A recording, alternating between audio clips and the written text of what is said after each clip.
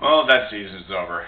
Before we dissect the Wildcats, a couple of things. First off, props to Humboldt State for winning the Great Northwest Athletic Conference.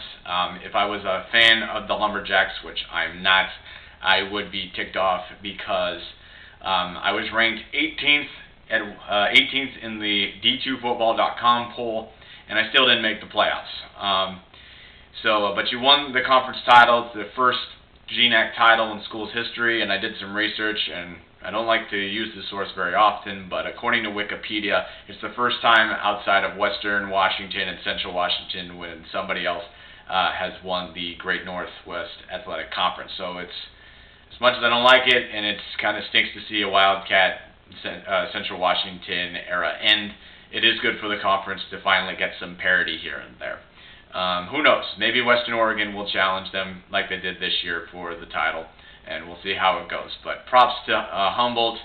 And next year, this is the second thing, very happy about this, and I don't know how I missed this summer, but next year the Great Northwest Athletic Conference will have 6 teams. So if everything that CWU Athletics had told me when I was participating with the radio station and the media over in Ellensburg, if everything they told me was true, the winner of the Great Northwest Athletic Conference will go to the playoffs for sure next year. Azusa Pacific is going to join the football conference. They're going to do something similar to what Humboldt does.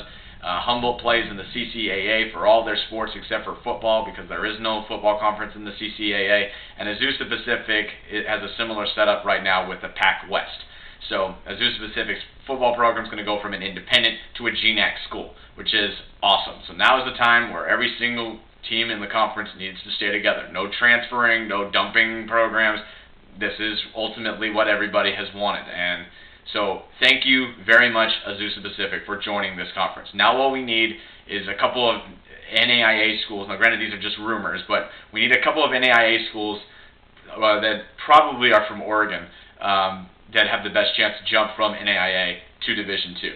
So thank you very much, Azusa Pacific, for joining the conference, and I really do like what the GNAC is doing in terms of trying to think outside the box. Adding the Canadian school 1 year, and now you're adding Azusa Pacific. So there's that. Now, as far as the Wildcats go, last time we talked about the Wildcats, they were 2-3 in overall and 2-2 in conference. They were in third place going into their second game against the Humboldt State Lumberjacks, the conference champions. And things didn't pan out very well. The final standings was Humboldt in first, Western Oregon in second, Central in third, Simon Fraser in fourth, and Dixie State in fifth. And the Wildcats unfortunately finished 4-6 and had their first losing season in about a decade. So not very good. And throughout this season, I mean, it's been a while since I've done something like this as a fan, mainly because I did see this era ending eventually of how, when I first started going to Central, we were a little school in the middle of Washington State. Not that many people talked about us or knew about us, and then when I was at the school, we went from that to a potential national powerhouse, being ranked #1 in the country 1 year, constantly going to the playoffs and winning playoff games, doing playoff runs, having the best quarterback, come in our school's history. And ultimately, I did see it ending. And but throughout this, because of turnover with players, and we missed the playoffs last year, and there was a chance that we could have gone this year if we won a couple more games, but that didn't happen. But ultimately, I did see this era ending. And so it was throughout the season when I thought, well, we're not going to go to the playoffs, but maybe we can get the conference. Okay, we're not going to get the conference. Maybe we can finish with a winning record.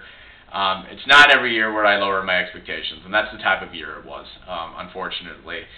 And which is not good. It's not good. We've now gone from a potential top 25 team to a team with a losing record, and has a lot of things that we need to work out. Since coming on, talking about the Wildcats, we ended up losing to Humboldt, and so Humboldt swept the season series with us. We then took down Dixie State on the road. Okay, that was good. I was thinking, all right, there's still a chance that we can finish with with a winning record or at 500. Then we lost to West Texas A&M, and our And that was a loss I actually thought we were going to take. So that was not a big deal. But then the big dagger of them all was losing to Simon Fraser, the Canadian school, and giving them their second ever win in the GNAC, since they moved to the conference. That totally changes everything. You're telling me that you are an extremely streaky team. You try and take care of business at home, which ultimately they did. They only lost two home games this year, but they did play well at home, and you can't put together 60 minutes of football against arguably one of the worst teams in the conference. That to me is unacceptable, and it's unfortunate. And if we had won against Simon Fraser, because we did beat Dixie State in the season finale, we would have been 5-5. We would have avoided our first losing season in 10 years, and there would still be reasons to be optimistic. Now there are very few reasons to be optimistic. We got a pile of seniors graduating, and with the way that they led this team this year, it's very scary looking into next year, because now it's kind of thinking, who's going to step up? Which junior is going to be a senior next year and going to lead this team? Another thing that is very scary about this team is during that second Humboldt game, we lost our starting quarterback Ryan Robertson due to an injury. And Robertson he had some good games, he had some poor games. He played okay in the first half of the season, and he did not play well in that second game against Humboldt State. And then all of a sudden we have this junior by the name of Jose Mahler come in and come very close, if not he did it, to throwing for 1,000 yards. And that was only in 5 games. He threw over 1,000 yards, and he became the first quarterback since Mike Riley to throw over 300 passing yards in a game. So now it comes to a decision of whether or not if Robertson's not healthy next year, then it's not a conversation. But if Robertson comes back from his injury and those two are now battling for the starting quarterback position, it could lead to a very interesting discussion on whether or not where the coaching staff is taking this team. Which leads me to my next point. Blaine Bennett. I like Blaine Bennett. I've interviewed him on the radio. He's a very nice guy. He knows his football. It's okay to have a bad season as a head coach. He came in, got 3 conference titles right off the bat. You can have one bad year. You shouldn't be canned for one bad year. However, the one thing that was very irritating this year, and I can finally say this because I'm not on the radio, I'm doing my own thing now, but the one thing that was very irritating is when the Wildcats were #1 in the country, and even before that year when Blaine took over, he had a particular style of play. He took he would run the ball, he would go for short passes here and there, periodically go for the big bomb.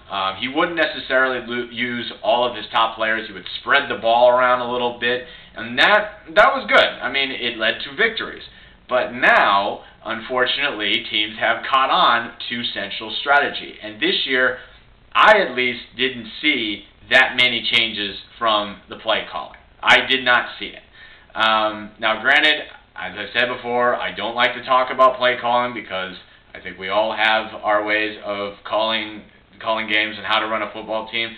But at least change enough to the point where you're kind of adapting to what your opponent is doing throughout a game. And that was the one thing that I never understood because I went to the homecoming and I went to the Humboldt game, and the Wildcats did the same thing from when they kicked off to when the final buzzer rang out. And I think they might need to go back to the chalkboard and look and say, look, this is the team that we have, and this is what we have on the field now. What do we need to do to change it up a little bit? Because I'm going to tell you up front, if we have another season where the play calling doesn't change, things are not going to do well for the Wildcats next year. We need to change it up. Another thing we need to do is we need to desperately improve our offensive and defensive line. These two, overall the defensive and offensive unit were really streaky this year. Sometimes the defense would do really well, sometimes the offense wouldn't do well, and vice versa. But when I went to the Humboldt game and the games that I listened to online and I watched online, when overall it looked like they were a little outsized and they were getting beaten by pretty much 9 times out of 10 every other opponent, because their lines weren't playing as well as we would like them to play. So that, I think, is an issue that needs to be addressed in the offseason. I don't know whether or not to change it via recruiting, because I don't pay too much attention to recruiting. That's just in general. But overall, those things, in my opinion, are going to be the key things going into next season that we need to address. We need to find a way to put pressure on the quarterback and pressure on the running game. We need to find a way to give the quarterback a little bit more time to throw the ball in some situations, not all the time. So those are the things that I think we need to work on. As far as this year as a whole, as much as I really don't like to do this, I'm going to give the Wildcats a pass. Why am I giving them a pass is because we've been great for such a long period of time. And it's only a matter of time, at least in college football, where an era does, in fact, end. And now an era has ended. It's unfortunate. It's really too bad. But I cannot say and stand here on camera and say, these players need to leave, these coaches need to leave, the alumni needs to do this, the students need to do this. I can't do that. Why? Because it's been such a long time since Central had such a poor season like this. So there's going to be a lot of expectations next year for this team to be competitive and for this team to be not necessarily conference champions, but at least finish with a winning record and be on the upside. Another thing, it's going to say a lot about where this program is going in the next few years. We have 6 teams in our conference now. We got a lot to play for next year. We got a pile to play for. Even if that conference champion gets the 6th seed and has to go on the road for the entire postseason tournament. So I'm going to give the Wildcats a pass, as frustrating and as disappointing the season was.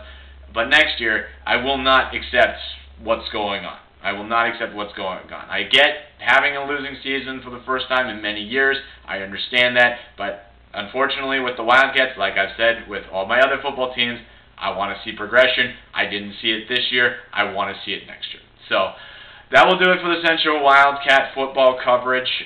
Please follow me on MySpace, Facebook, and Twitter. I'll put the links below. And the next time you can expect to hear me talk about Central sports will be during the basketball conference tournament season.